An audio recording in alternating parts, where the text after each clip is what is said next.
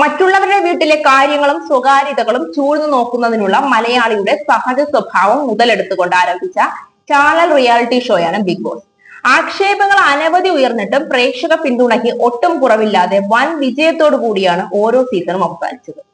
Big boss മത്സരാർത്ഥികളെല്ലാം തന്നെ പ്രേക്ഷകരുടെ മനസ്സിൽ ഇടം നേടുകയും മറ്റ് ഏതൊരു മേഖലയിൽ നിന്ന് ലഭിക്കുന്നതിനേക്കാളും വേഗത്തിൽ ജനസ്വീകാര്യതയും പോപ്പുലാരിറ്റിയും നേടാനും ബിഗ് ബോസ് താരങ്ങൾക്ക് കഴിഞ്ഞിട്ടുണ്ട്. കഴിഞ്ഞ ബിഗ് ബോസ് സീസൺ വിജയിയായത് ജിൻഡോ ആയിരുന്നു. പ്രേക്ഷകരെ ഞെട്ടിച്ചുകൊണ്ടായിരുന്നു ജിൻഡോ ബിഗ് ബോസ് സീസൺ 6 കിരീടം ചൂടിയത്.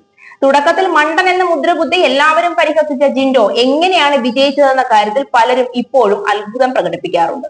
എന്നാൽ ആത്മസമർപ്പണത്തോടെ കൃത്യമായി നീങ്ങിയാൽ ബിഗ് ബോസ് പുഷ്പം പോലെ വിജയിക്കാമെന്ന് പറയുകയാണ് ഇപ്പോൾ ജിൻഡോ. താൻ എങ്ങനെയാണ് ബിഗ് ബോസ് ജയിച്ചതെന്നും എങ്ങനെയാണ് ഈ ഷോ വിജയിക്കാൻ സാധിക്കുകയെന്നും ജിൻഡോ വിശദീകരിച്ചു.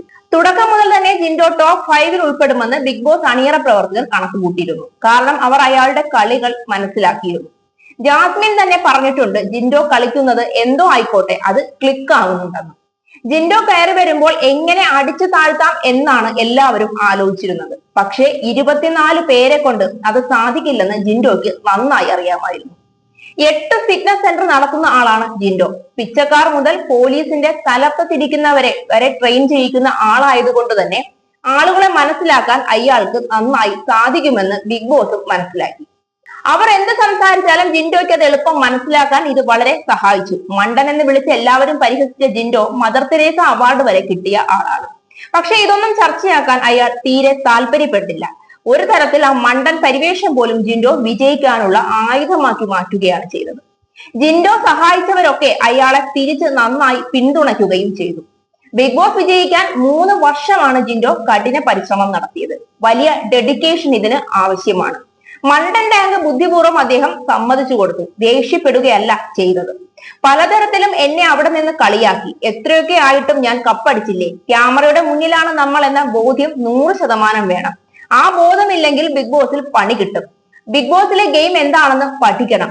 അല്ലെങ്കിൽ പിടിച്ചു നിൽക്കാൻ എളുപ്പമല്ല.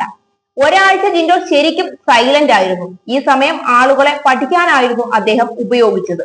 ബിഗ് ബോസ് വിജയിക്കാൻ ആഗ്രഹിക്കുന്നുണ്ടെങ്കിൽ തന്റെ അടുത്തേക്ക് വരാനും എങ്ങനെയും ജയിപ്പിക്കുമെന്നും ജിൻഡോ ഉറപ്പു നൽകുന്നു. താൻ കളിച്ച കളികൾ ജെനുവിനായിരുന്നു എന്നും പക്ഷെ ആളുകളെ മനസ്സിലാക്കി കളിച്ചു. അവിടത്തെ ഒരു കുഴപ്പവും നിങ്ങൾ ഒരാളെ കുറിച്ച് നല്ലത് പറഞ്ഞ് പിന്നീട് അവരെ പറ്റി മറ്റൊരാളോട് കുറ്റം പറഞ്ഞാൽ ഇത് ജനങ്ങൾക്ക് മനസ്സിലാകുമെന്നും ജിൻഡോ കൂട്ടിച്ചേർത്തു.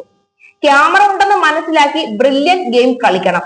ആദ്യം നന്നായി സംസാരിക്കാൻ അറിയുന്ന ഗബ്രിയെ ശത്രുവായി മനസ്സിലാക്കി തിരിച്ചറിഞ്ഞു. ഗബ്രിയെ ലക്ഷ്യം വെക്കുമ്പോൾ ഉറപ്പായും ജാസ്മിൻ പ്രതികരിക്കും. ഇതറിയാവുന്ന ജിൻഡോ അത് മുതലാക്കിയാണ് കളിച്ചത്.